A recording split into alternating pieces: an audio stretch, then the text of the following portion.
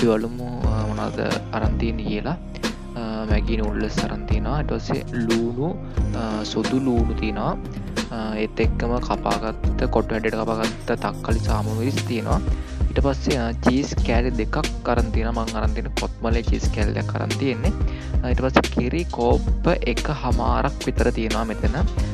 සාමාන්‍ය fresh milk හරි මොන හරි සුදු කිරි වර්ගයක් ඕන කියන්නේ. සුදු කිරි අරගන්න පුළුවන්. ඊට පස්සේ මම මෙතනින් ගත්තා මසාලා මේ අර නූඩල්ස් එකේ තියෙන රසකාරක පැකට් එක අරගත්තේ. ඒත් එක්කම ඕගොල්ලෝ තව මේකට අරගන්න ඕනේ කහ කොඩු ඉතාමත් සල්ප කරන කහ කොඩු දෙන්න නැත්නම් කමන්නේ අර වර්ණය කහලා තියෙන්න ඕනේ ඉඳලා ඔන්න විතරක් කහ කොඩු අරගන්න පුළුවන්. මේ ප්‍රධාන වශයෙන් ඕගොල්ලෝ අරගන්න ඕනේ මිරිස් කුඩු, කෑලි මිරිස් සහ ලුණු කුඩු මේකට අවශ්‍ය ප්‍රමාණයට අරගන්න ඕනේ.